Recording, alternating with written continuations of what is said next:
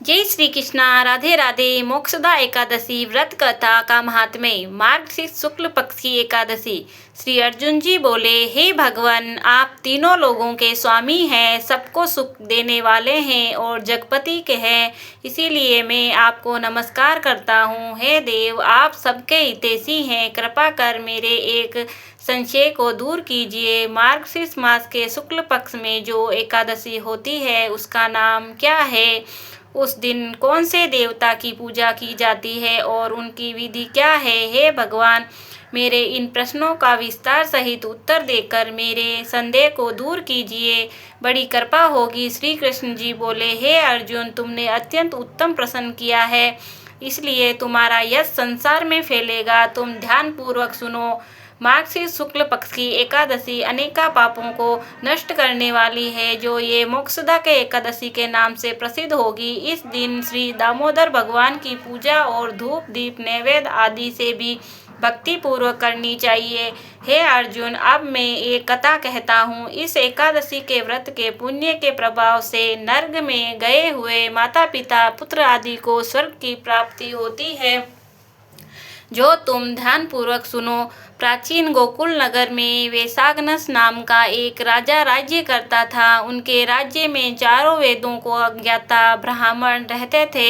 एक रात्रि को स्वप्न में राजा ने अपने पिता को नर्क में पड़ा देखा। यह देखकर बड़ा आश्चर्य हुआ और प्रातः काल होते ही वह ब्राह्मणों के सामने अपनी सब स्वप्न कथा कहने लगा। हे ब्राह्मणों, रात्रि को स्वप्न में मैंने अपने पिता को नर्क में पड़ा देखा और उन्होंने मुझसे कहा कि हे पुत्र, मैं अब नर्क भोग रहा हूँ, मेरी यहाँ से मुक्ति करवाओ।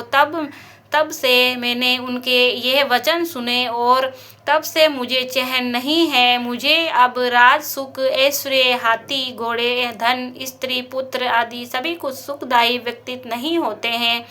अब मैं क्या करूं, कहाँ जाऊं? इस दुख के कारण मेरा शरीर तप रहा है।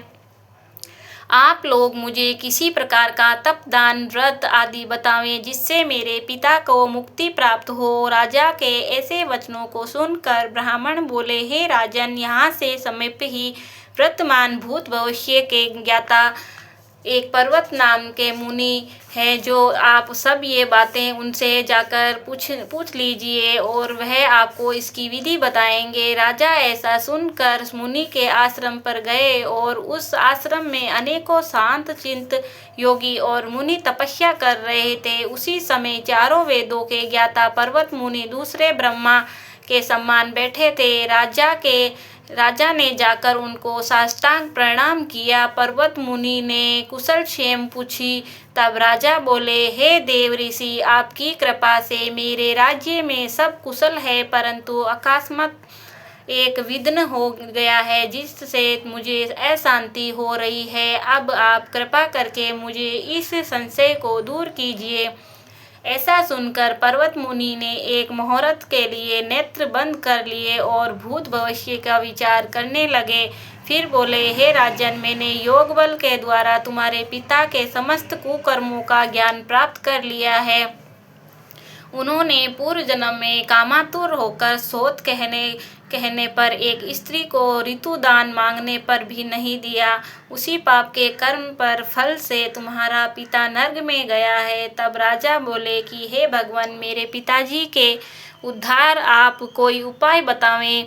तब पर्वत मुनि ने कहा, हे राजन, मार्गशीर्ष मास की शुक्ल पक्ष में जो एकादशी होती है, उस एकादशी को आप उपवास करें और उस उपवास के पुण्य का अपने पिता को संकल्प करके छोड़ दें।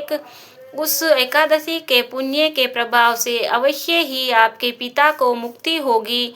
मुनि के वचनों को सुनकर राजा अपने राज्य को आया और कुटुंब सहित मोक्षदा एकादशी उपवास किया। उस उपवास के पुण्य से को राजा ने अपने पिता को दे दिया, अर्थात संकल्प छोड़ दिया। उस पुण्य के प्रभाव से राजा के पिता को मुक्ति मिली और स्वर्ग में जाते हुए अपने पुत्र से बोले, हे पुत्र, तेरा कल्याण हो। यह कहकर स्वर्ग चला गया। मार्गशीर्ष शुक्ल पक्ष की मोक्षदा एकादशी जो कोई व्रत करते हैं, उनके समस्त नष्ट दूर हो जाते हैं और अंत में स्वर्गलोक को जाते हैं। इस व्रत से बढ़कर मोक्ष देने वाला दूसरा कोई भी व्रत नहीं है। इस कथा को सुनने व पढ़ने वाले वाजपेयी यज्ञ का फल मिलता है।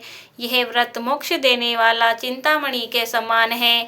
बोलो कृष्ण कन्हैया लाल की जय हो। लड्डू गोपाल की जय हो।